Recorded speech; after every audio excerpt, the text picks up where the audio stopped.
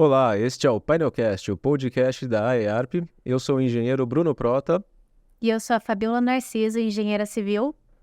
e nós estamos com o nosso convidado, o excelentíssimo presidente Fernando Junqueira. Boa noite a todos e sejam bem-vindos. Hoje vamos conversar com o engenheiro mecânico Anderson Trigo, que está com a gente em Marília. Seja muito bem-vindo. A todos, agradeço aí a oportunidade. Para mim é uma honra, um enorme prazer estar participando com vocês. O Anderson é engenheiro mecânico e atua na área de confiabilidade e diagnóstico de máquinas há mais de 30 anos. Atua na área industrial desde o início da carreira e em empresas brasileiras e multinacionais. Anderson, como é esse setor no Brasil? Quais são as oportunidades para engenheiros e agrônomos? Olha, o setor industrial brasileiro, ele tem sofrido muito, né, nos últimos anos em função das crises econômicas, mas ele tem sobrevivido, graças, penso eu, ao esforço, né, não só dos empresários, mas também das pessoas, né, que trabalham na indústria. E nós temos, no agronegócio, eu diria assim, o ponto alto hoje da área industrial. Por exemplo, nós temos as usinas de açúcar, de açúcar e álcool, as esmagadoras de grãos, entre outras, né? Então, a gente vai falar logo mais sobre um evento, né, que a gente está realizando juntamente com a EARP, e o grande foco é a agroindústria, né? A área industrial no setor da agroindústria, que hoje desponta com muita tecnologia, muitas oportunidades de trabalho e desenvolvimento profissional. Mais uma pergunta, a pandemia influenciou em alguma forma o nosso pátio agroindustrial? Olha, eu acho que a pandemia afetou a todos, né? De alguma forma, todos foram afetados pela pandemia. O que eu senti na agroindústria, ela foi pouco afetada, né? Por ser uma indústria já um tanto quanto isolada, e ela não tinha como parar a produção, uma vez que você depende da produção agrícola. Então, no caso da usina de açúcar e álcool, né, você tem o período de maturação da cana, então não tem como esperar, né, guardar a cana para moer depois da pandemia. Então você tem que processar, mas o que foi admirável foi assim, a agilidade com que o setor se adaptou, entendeu? Com medidas preventivas, preservando sempre os trabalhadores, tanto na indústria como na área agrícola também.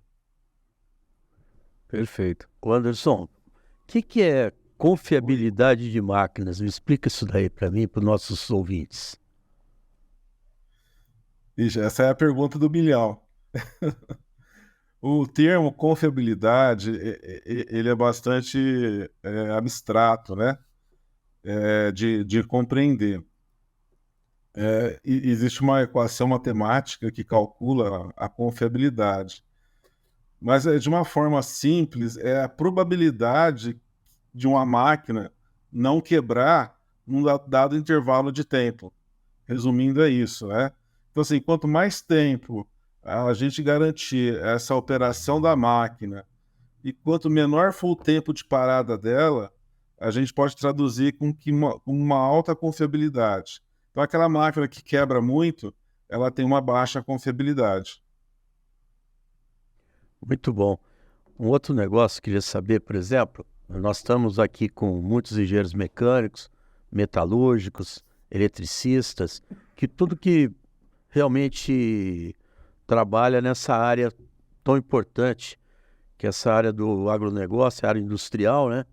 Eu queria saber, por exemplo, nessa área que você atua, quantos por cento, não sei se você tem esse número, porque a gente sabe que na área industrial o Brasil perdeu muito, né? Nós estávamos com 28%, hoje estamos, se eu não me engano, com 12%.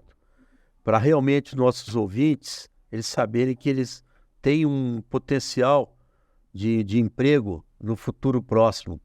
Eu queria saber, nessa área que você está, se você tem mais ou menos um número, que isso traz um alento para os nossos profissionais. Você pode nos responder? Você tem esse número? Sim. Eu não tenho o número exato, mas vou contar um pouquinho da minha história, eu acho que você vai conseguir entender bem, né? Eu sou engenheiro mecânico formado pela Unicamp, sou da turma de 87. Em 88, graças a uma bolsa de iniciação científica, eu comecei meus estudos na área de análise de vibração de máquinas rotativas, através de um convênio da Unicamp com as empresas, no caso, a Unilever, que era a empresa que patrocinava a minha bolsa, né? E lá decidiu-se, uma reunião com o orientador, que o objeto do meu trabalho seria a parte de manutenção preditiva em uma das unidades da Unilever, que é a unidade de Indaiatuba, onde se fabrica o sabão em pó da marca Omo, entre outras. E isso foi em 88, né? Ou seja, em 1988, o setor industrial, principalmente as multinacionais, já estavam pensando nessa questão da confiabilidade da manutenção preditiva. Lá fora, no exterior, na Europa, nos Estados Unidos, já se fazia manutenção preditiva há 20 anos atrás. Tá? Quando eu comecei a atuar mais intensamente no setor sucroenergético, no começo dos anos 2000, foi quando eu constituí uma empresa de prestação de serviços de análise de vibração, manutenção preditiva. Praticamente essa prática não existia, né? Então, assim, o setor ele estava em relação ao primeiro mundo já há 40 anos atrasado. Hoje é um dos destaques do setor fazer manutenção preditiva. Naquela época a gente tinha que convencer as pessoas de que com o instrumento de análise de vibração eu conseguiria fazer um diagnóstico da máquina e saber se o rolamento estava em bom estado, se estava em mau estado, qual que era o defeito, qual que era a ação recomendada para fazer a intervenção e substituir os componentes que estavam com defeito, né? Hoje não. Hoje, se tem uma usina que, por exemplo, que não faz manutenção preditiva, né, o pessoal já fica até surpreso, né, por se tornar uma prática comum. Isso abriu um enorme mercado de trabalho para técnicos, mecânicos, eletricistas, instrumentistas, que se desenvolveram, né, começaram a estudar, se desenvolveram, e hoje eles realizam a manutenção preditiva dentro das usinas. E mais recentemente, graças ao desenvolvimento tecnológico, está se utilizando hoje sensores inteligentes já, e você instala ele na máquina e ele fica monitorando a máquina permanentemente.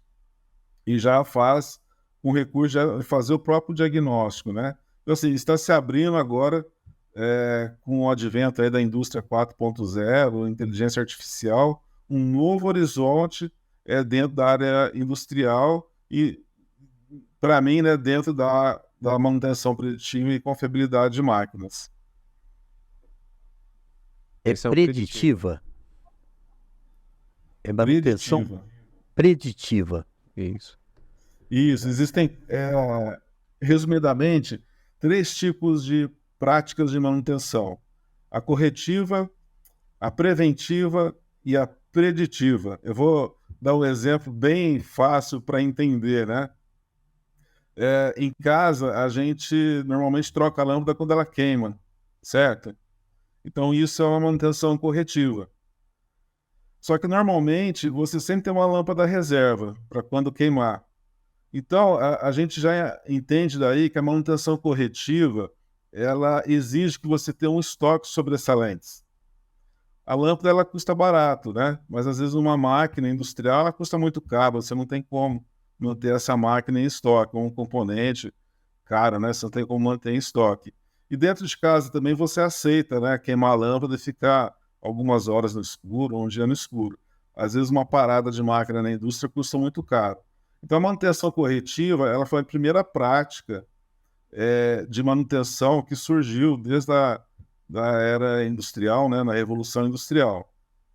Só que ela tem um custo, ela impacta, né, no custo, tanto no custo de intervenção quanto no custo da máquina parada.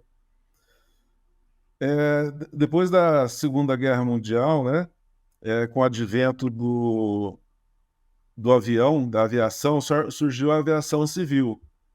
E eu brinco, né, que na guerra a missão do piloto é ir lá e bombardear o inimigo, né? Se ele vai voltar com o avião inteiro, já é outra história, né? Mas com a aviação civil você não pode pensar dessa forma, né? Você tem que garantir que o avião vai chegar até o seu destino e voltar, né? E aí você tinha a sua manutenção corretiva. Você imagina uma companhia aérea que faz sua manutenção corretiva, né? Não tem futuro nenhum uma empresa dessa. Você tem que garantir, né, para o passageiro que ele vai conseguir chegar lá ao destino dele. E aí surgiu a manutenção preventiva, que é aquela baseada no tempo de vida, de algum critério de vida, né?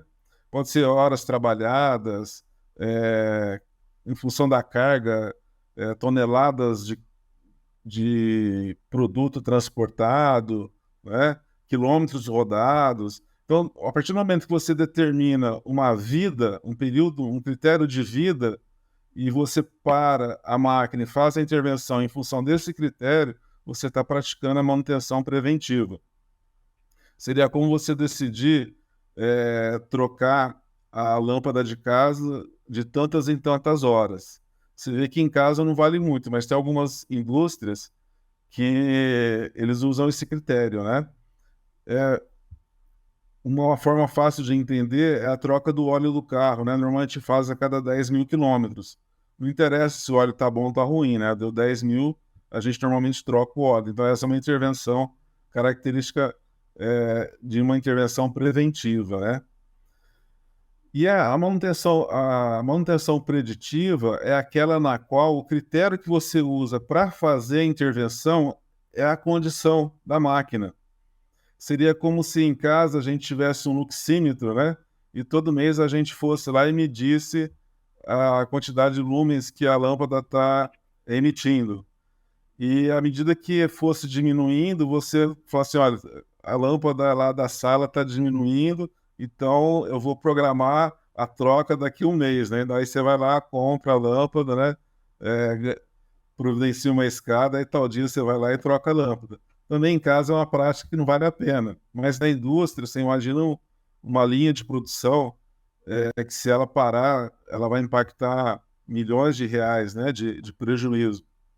Então vale a pena você fazer o monitoramento da condição através de algumas técnicas, por exemplo, análise de vibração, temperatura, análise de óleo, né, que te dão indícios, informação da condição daquela máquina. Então, a partir do momento que um dos critérios, né, eles começam a mostrar uma deterioração da condição da máquina, através da curva de tendência, a gente tem uma ferramenta super poderosa para saber quando vai acontecer o defeito, tá?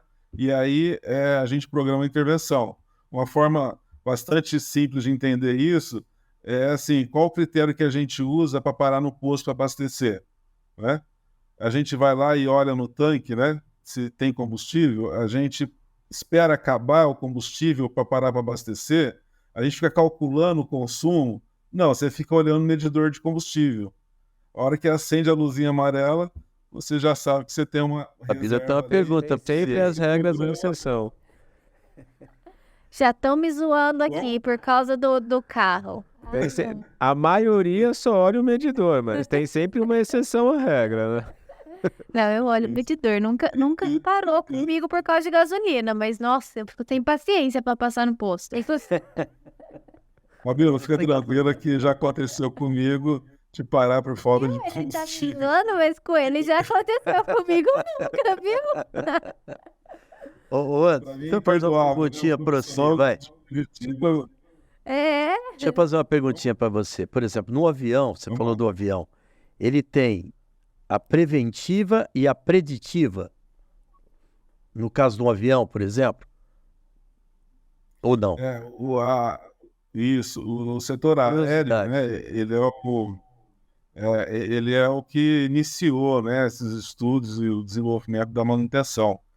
É justamente pela criticidade, né, da questão do voo, né, e ele iniciou com a manutenção preventiva, ou seja, eles começaram a testar os componentes, né, do avião e ver qual que era a vida útil, né? Eles aplicam uma margem de segurança. Então, teoricamente, quando você tem 2% de risco de falha, aí você deveria fazer a preventiva, né, que é parar e fazer a intervenção. Só que às vezes você está perdendo muito da vida útil, né? Então, nesse caso, a preventiva, embora ela te garanta a disponibilidade da máquina, ela acaba custando bastante caro, né? Não é uma manutenção barata. Aí tem que fazer a conta e ver o que vale a pena, né? É, na questão do avião, da área do setor aéreo, né? Eles fazem não só a preventiva, de uma forma muito rígida, né? A gente vê aí quando você tem um acidente aéreo, a primeira coisa que se faz aí, os órgãos de fiscalização, os documentos de manutenção, né? Para saber quando é que foi feita a manutenção daquele avião, se houve ou não alguma negligência da companhia aérea. Em paralelo a isso, hoje todo o avião é monitorado, com sensores, né? O piloto lá, os engenheiros, né? Eles têm um monitoramento da condição do avião. Mas aí, imagina que você se arriscasse, né, a fazer só o monitoramento da condição e começa a dar alarme no meio do voo, né? Então, nesse caso, você tem que partir para a segurança. Você fazer a preventiva bem feita, né? E, em paralelo, fazer o monitoramento da condição. Ô Anderson, deixa eu te fazer outra perguntinha. Por exemplo, nós estamos conversando um pouco de avião, porque qual engenheiro que trabalha na parte aeronáutica, por exemplo, na Embraer, tem espaço para o engenheiro mecânico, engenheiro eletricista, tal. Você tem jeito de passar um resumo? Porque esse podcast ele é importante para a gente mostrar para os jovens que estão pensando em entrar na universidade, de ver o que realmente tem um mercado importante, né? Porque eu acho que você, por exemplo, está mais na área agroindustrial, né? Você está focado em moenda, em uma série de coisas, né? Caldeira e etc. E nesse caso, a gente está batendo bastante no avião porque eu acho que mostra que realmente os engenheiros, ele tem um monte de função que ele pode realmente, na hora de pensar em entrar numa universidade, verificar o que é melhor para o mercado e para ele também, futuramente. Dá para você dar uma explicada para nós? Sim, eu acho extremamente oportuna essa sua colocação, porque às vezes a gente entra na faculdade, né, achando que engenheiro só vai fazer cálculo, né, só vai fazer projeto, só vai fazer conta, né? E depois a gente vê que, na verdade, o leque de opções para o engenheiro é extremamente grande. Só para você ter uma ideia, da minha turma, um dos melhores alunos da turma seguiu carreira no mercado financeiro, né? Os bancos, na época o Citi, Boston, eles iam lá na universidade pegar os melhores alunos de engenharia. Então, o mercado de opções para quem faz engenharia, e isso eu entendo porque o curso de engenharia, ele desenvolve a nossa capacidade de pensamento abstrato.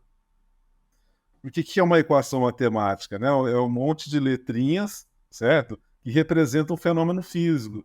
E a gente acaba conseguindo enxergar um fenômeno físico através daqueles números e letrinhas. Então, assim, a gente exercita sem a gente perceber, quando a gente estuda cálculo, física, na verdade, a gente está desenvolvendo a nossa capacidade de raciocínio abstrato.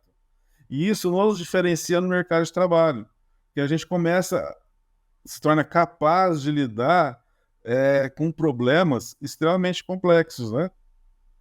Então, quando você se forma em engenharia, tanto é que tem muitas empresas cujos administradores são engenheiros.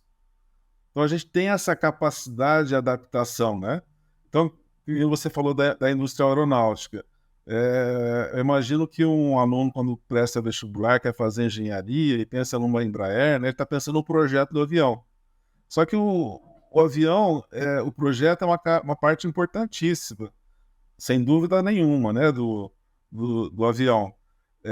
Mas existe um leque de outras oportunidades na área de manutenção, por exemplo, e a área de manutenção ela tem crescido demais, se tornado extremamente relevante para todos os tipos de indústria e se sofisticado, inclusive com tecnologias, como eu falei agora, com sensores sem fio, com inteligência artificial, porque tão importante quanto você produzir é você não parar de produzir. E quem garante que não vai parar a produção é a manutenção, né? Então é importante quando você produzir um produto com qualidade, com eficiência, é você garantir que ele não pare de produzir.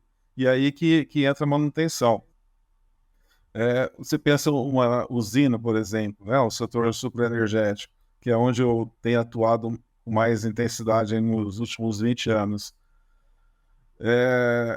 Lá atrás, né, era aquele negócio, né? Quebrou, consertou, quebrou, consertou, quebrou, consertou, né? Hoje você já tem usinas que têm um departamento só de confiabilidade. São engenheiros que estão ali pensando, estudando, analisando os equipamentos. Para quê? Para que aquele equipamento não falhe, ele não pare de operar. Então, dentro da própria manutenção, eu vejo, né, uma grande oportunidade para o setor dos engenheiros, né, como carreira profissional. E aí a gente vai ver o seguinte, que em volta, às vezes você pensa na usina, né? Eu quero trabalhar na usina, mas em volta da usina tem um universo de fornecedores, fabricantes de caldeta, fabricantes de turbina, fabricantes de gerador, de motor elétrico, a parte de automação, um monte de empresas de automação, que uma coisa que eu aprendi é o seguinte, né, meus 30 quase 35 anos de carreira, às vezes vale muito mais a pena você ser protagonista, às vezes numa pequena, média empresa, tá, do que você ser mais um número numa grande empresa. Muito bom. Pessoal, a gente tem um intervalo rapidinho, temos como é que se fala? Um anúncio. Então, antes da gente continuar o nosso bate-papo, vamos rodar um convite do nosso engenheiro agrônomo Alexandre Tazinafo. Olá, meu nome é Alexandre Tazinafo e eu quero convidar você, engenheiro, arquiteto e agrônomo, para se associar à AEARP, Associação de Engenharia, Arquitetura e Agronomia de Ribeirão Preto. Por que se associar à AEARP? Além de um espaço fantástico, a maior associação do Brasil, com uma estrutura física para você aproveitar todos os espaços, você tem novas pessoas, você tem um network para valer e você tem um resultado diferente. Novos lugares, novas pessoas, novos resultados. Venha para a AEARP. Anderson, voltamos. Mais uma perguntinha. Eu entendo que, por exemplo, uma usina, não tem como a agroindústria da usina ir para a China, porque não tem como levar a cana para lá para processar, então dificilmente essa agroindústria vai sair do nosso solo. Mas como é que você vê essa interação do mercado chinês, da agroindústria chinesa muito forte, e a nossa indústria em termos está se mudando para lá, com a agroindústria? Você fala da atuação por exemplo, né, de países como os investimentos chineses dentro da agroindústria no Brasil? Seria isso? Eu não Não, ficou claro. isso também, mas mais o nosso pátio agroindustrial. Se existe uma chance dele começar a mudar, de novo, a cana não tem como, que você precisa de um frescor dessa moenda para processar ela. Mas, por exemplo, soja para fazer óleo e todo o resto, a gente vê uma competitividade ou não existe? Olha, eu acho que o mercado ele tem espaço para todo mundo, né? Desde que você tenha competência para fazer bem feito, para fazer com eficiência, com alta produtividade. E eu acho que esse é o segredo. Eu sou um pouco avesso à questão dos incentivos fiscais e para incentivar, né, a produção. Eu vi na minha visão, né, a gente deveria, no Brasil, ter uma liberdade econômica maior, tá? E a gente mostra isso, o setor da agroindústria, é, ele ilustra perfeitamente, né? A partir do momento que você se expõe ao mercado mais competitivo, né? Aí a gente mostra quem realmente nós somos capazes. Você vê que hoje o Brasil ele saiu lá atrás, né?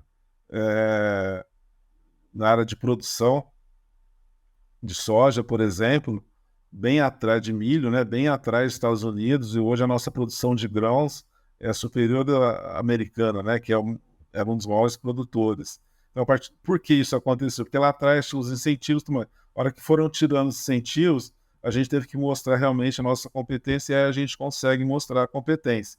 Agora, a gente tem que ter claro que isso não acontece sozinho, né? Não é fechando o mercado aqui, a tecnologia que isso vai acontecer. Pelo contrário, a gente tem que se abrir, né? Atrair novas tecnologias. Eu fico maravilhado como engenheiro, por exemplo, ver o monitoramento de um plantio com drone, né? Eu acho que isso é muito bacana, muita sofisticação.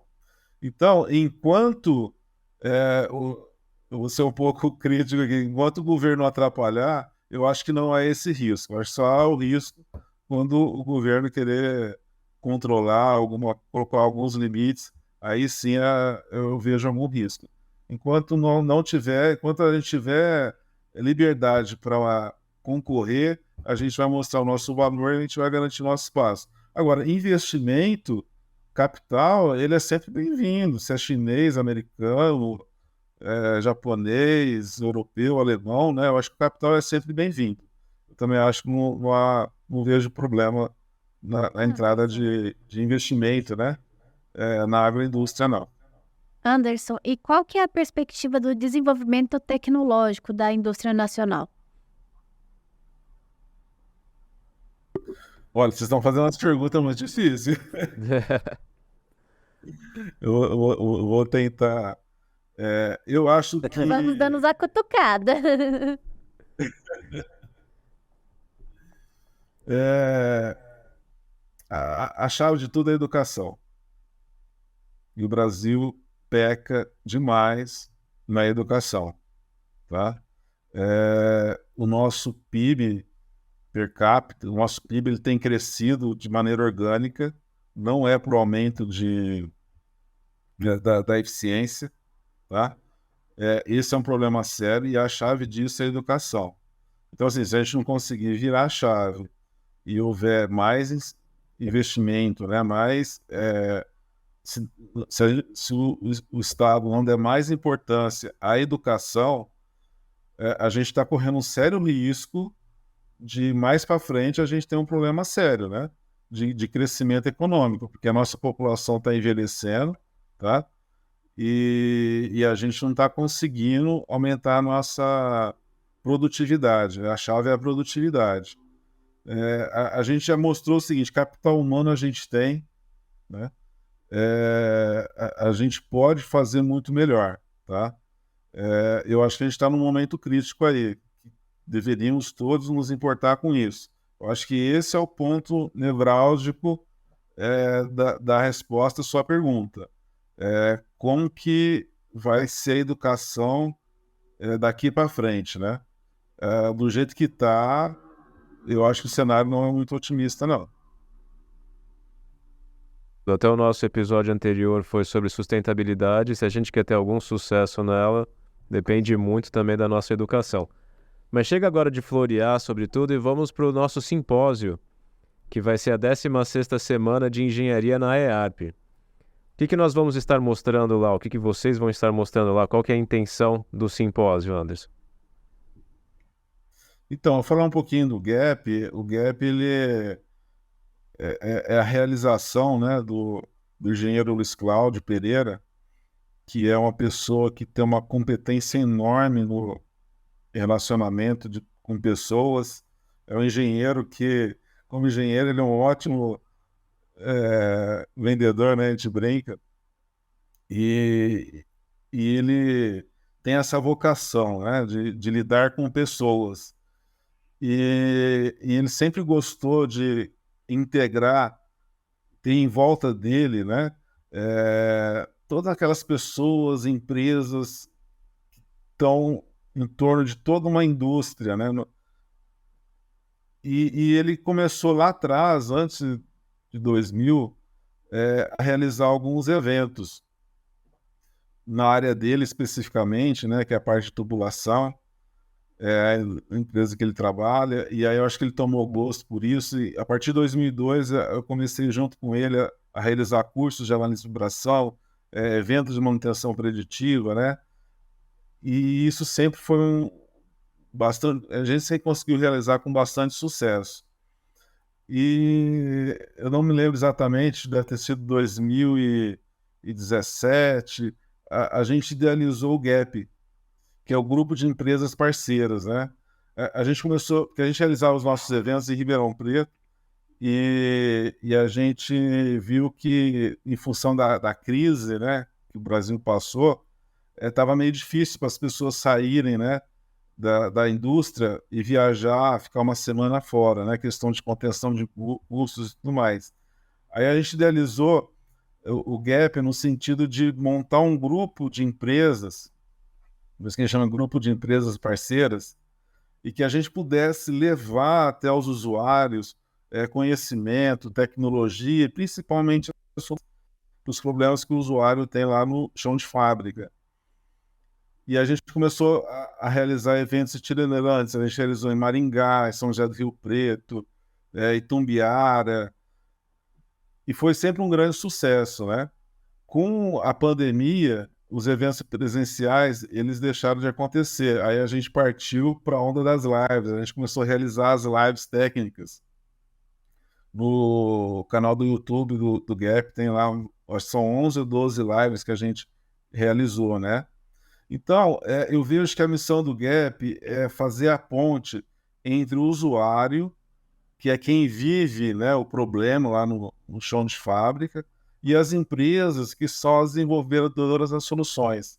Então, a gente quer fazer isso, aproximar essas duas pontas, né, e servir de ponte para que o usuário que tem um problema, ele possa assistir uma palestra, um painel de debate, falar, poxa, eu tenho esse problema e esse cara tem a solução, né? Isso vai me ajudar muito, tá certo?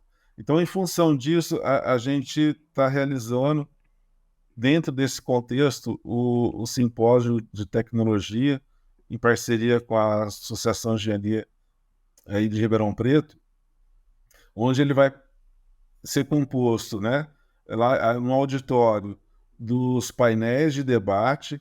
São 8 painéis, cada painel tem um tema aplicado numa determinada área da indústria, por exemplo, geração de vapor, geração de energia, tem a parte de manutenção e confiabilidade, a parte de automação.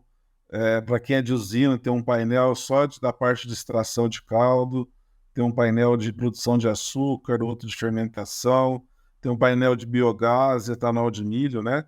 Então a gente organizou os debates em painéis, cada painel tem um tema específico, tá certo? E ele é composto de 8 participantes, cada painel. Ele sempre vai ter um especialista no assunto, tá? Que é um consultor normalmente, e um usuário. E as empresas que participarão são as empresas desenvolvedoras de soluções. E, em paralelo, tem o espaço da feira, onde as empresas vão estar podendo apresentar ali e divulgar os seus produtos, serviços e soluções.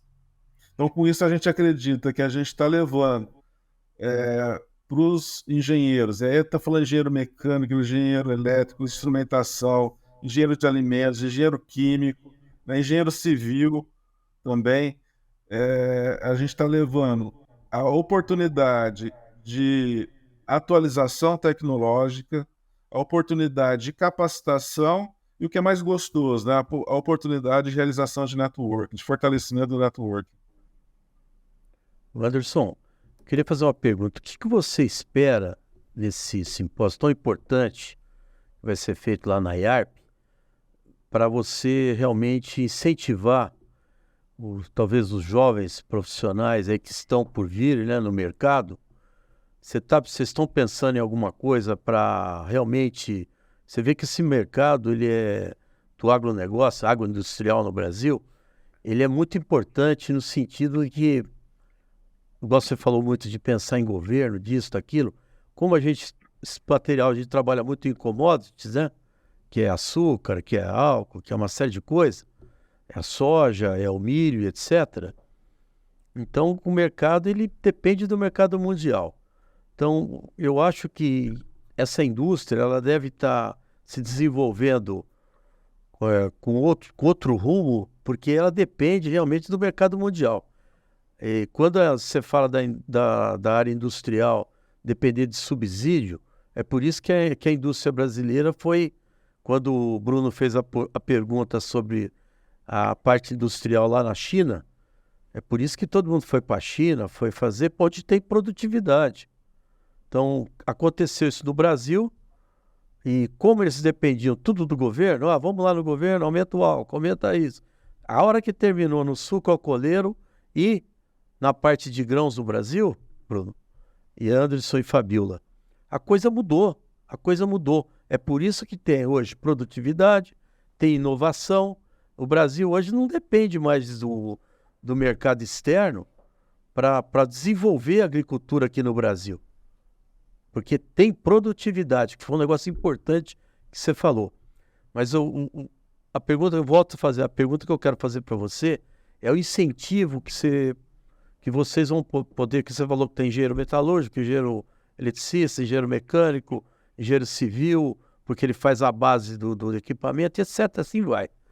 Então, o que você acha que esse simpósio pode trazer para as pessoas que realmente estão fazendo universidade para chegar no mercado, para incentivar esse pessoal?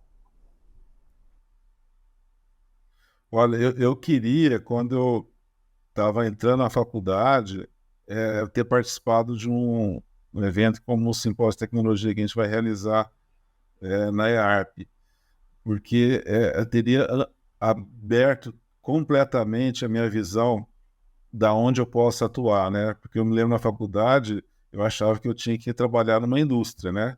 Eu fiz faculdade lá em Campinas, na Unicamp, então a gente só pensava em Bosch, em Rodia, né? O que o pessoal queria, achava que era o mundo acabava aí, né? Talvez automotiva, né? E isso não é verdade, né? Lá no simpósio, um estudante de engenharia, por exemplo, no painel de geração de vapor, ele vai ver a quantidade de oportunidades que tem de trabalho só pensando em geração de vapor, né? Os fabricantes de caldeira, eles são assim, são altamente qualificados em tecnologia hoje em dia, e isso está em Sertãozinho, né? Tá dentro de casa praticamente, né? As possibilidades, desde assim, a parte de cálculo, de projeto, de fabricação, de operação, de manutenção das caldeiras. Eu, por exemplo, trabalho dentro de uma área de manutenção da caldeira, né? Que é os acionamentos rotativos, né? Os ventiladores, exaustores, bombas, né? Você tem uma caldeira, você tem outras áreas de atuação também, só falando em manutenção. Você pensar no módulo de geração de energia, hoje o pessoal está buscando assim, um aumento da eficiência de uma casa decimal já, né? Se conseguir aumentar 0,1% lá de eficiência, pô, o pessoal está comemorando. Então, assim, você tem a parte de, por exemplo, repotenciamento das turbinas a vapores, buscando o aumento de eficiência, né? Softwares de gestão de energia para otimizar o uso da energia elétrica, para sobrar excedente para você poder vender essa energia. Há 20 anos atrás ninguém se preocupava com isso, né? Usava turbinas a vapores de baixo rendimento, né? Porque estava sobrando a vapor, né? Hoje não, hoje você tem um vazamentinho de vapor em algum lugar lá, o pessoal sai correndo para eliminar esse vazamento de vapor. Por quê? Porque eu preciso gerar energia elétrica. Então você vê que é, a usina inteira, né, hoje, você precisa ter uma visão sistêmica, né, para poder aumentar a sua eficiência. Por exemplo, a sobrar energia para você vender energia, você o bagaço hoje é um insumo valiosíssimo, né? Na queima para você gerar energia, né? Antigamente não se sabia o que fazer, né, com o bagaço. Era um Então, mas estouro ali dentro da isso é bem o que usina. você falou, é a liberdade de mercado que a gente teve, né? A partir do momento que a gente pôde vender energia, começou a se ter essa preocupação em gerar excedente. Antes a gente não ia poder fazer nada com esse Exatamente. excedente, por que que eu ia me preocupar em produzir ou não? É a liberdade de mercado que gera toda essa abundância. É, e Bruno, na área agrícola, você vê assim, a evolução tecnológica é incrível, né? Eu já tive a oportunidade de passear de colhedora de cana. Rapaz, do céu, o que tem de tecnologia ali é impressionante, sabe? Coisa realmente de primeiro mundo que, que a gente acabou desenvolvendo aqui, né? Porque aqui é o maior mercado de cana do planeta, né? Então, Mais assim, uma pergunta. voltando à pergunta do Fernando, né? Eu queria ser um estudante de engenharia para poder assistir, participar desse simpósio e ver o quanto meu campo visual iria se expandir, sabe? Sair dessa ideia, eu tenho que trabalhar numa grande indústria. Pelo contrário, né? Eu acho que as grandes oportunidades estão nas pequenas e médias empresas que atendem, né? Fornecem para uma grande indústria. E nós já temos as datas que será essa semana da engenharia. Eu não consegui aqui ver na minha agenda. Será nos dias 20 e 21 de setembro e a cerimônia de abertura no dia 19 à noite, né? Até onde eu estou sabendo, essa é a programação. Então, São 2 dias de evento. para você que está nos ouvindo, fique ligado no Instagram da @aiarp, e no site site. também, né? Que lá vai sair todas as informações da semana da engenharia, com tudo que o Anderson falou sobre esse simpósio, né? E de fato vai ser muito interessante para que todos dê uma passadinha lá para ver como é que vai ser. Pelo jeito, eu já estou super animada. E Anderson, só mais uma, eu acho interessante tudo que você falou, principalmente para o estudante, eu acho importante ele ver esse leque de oportunidades. E agora vamos para o outro lado da linha de trabalho, e pro engenheiro mais experiente. Ainda existe oportunidade de mercado para ele? Vou contar um caos para poder ilustrar essa resposta, né? Há uns 10 anos atrás, eu fechei um contrato de manutenção preditiva com uma usina, e naquela usina tinha um profissional que aquela pessoa que aprendeu a fazer na prática, né? Não tinha muita formação técnica, mas ele estava na usina há muito tempo, ele conhecia ali todos os equipamentos da usina. E ele era um formador de opinião, né? O que ele dizia, o pessoal normalmente seguia a palavra dele, né? A orientação dele. Só que ele era um opositor ao trabalho de manutenção preditiva, porque para ele aquilo era uma coisa que ele desconhecia, né? Ele sempre fez de um jeito, né? Agora vão chegar um pessoal de fora, metido a besta, né? Falando que tem que ser diferente. Então, a gente encontrou uma resistência cultural bastante forte, né? Para fazer um trabalho de manutenção preditiva. Só que esse senhor, ele tinha um ponto fraco, né, que era a parte de alinhamento de máquinas. Ele gostava muito de fazer, e ele que fazia os alinhamentos de máquina. E no nosso contrato contemplava o alinhamento a laser, né? Então a gente tinha um instrumento de fazer alinhamento a laser, que é muito mais preciso, e, e a gente queria fazer o alinhamento, ou seja, a gente mexeu no, na ferida dele, né? Mas o que a gente fez, né? E aí, muito mérito do profissional, do nosso técnico que estava atendendo o contrato. Toda vez que tinham que fazer um alinhamento a laser, ele chamava esse senhor para ajudá-lo, né?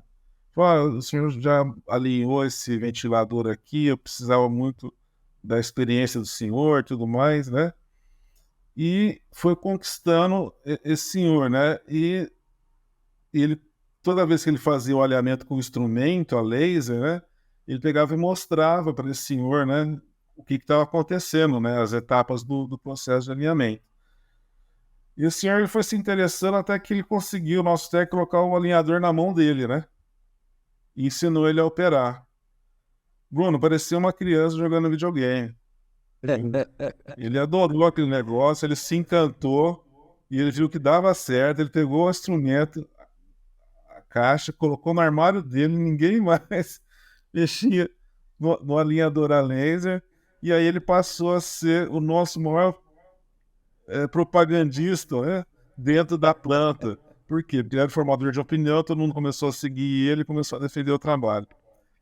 Esse senhor, ele tinha assim, era um profissional muito sério e competente também, mas ele tinha aquela visão, né, que ele tinha que andar sujo, e se ele andasse limpo, profissional de manutenção limpa, quer dizer que você não está trabalhando, né?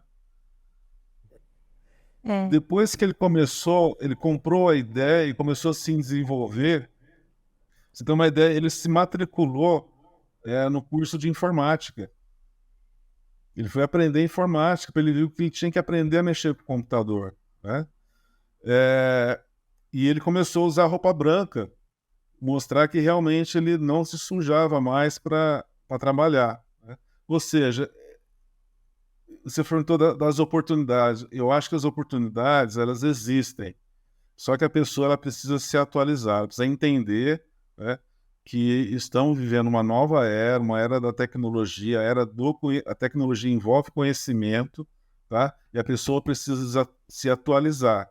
E aí o simpósio, a importância do simpósio, porque é um investimento muito baixo, né, para participar do simpósio, e ali ele vai tomar conhecimento do que há de mais inovador, do que há de mais de vanguarda, né, em termos de tecnologia, de conhecimento aplicado, para que ele possa, inclusive, escolher, ver, olha, eu preciso fazer um curso de análise de vibração, eu preciso fazer um curso de programação de PLC, né?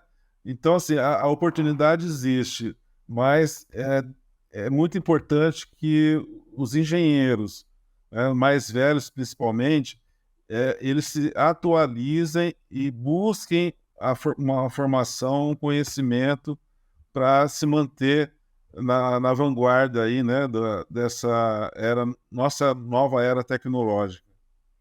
Perfeito. Porque essa era já existe, ela já está presente na indústria. Isso é fato, entendeu? E não tem volta, não tem jeito, não tem volta.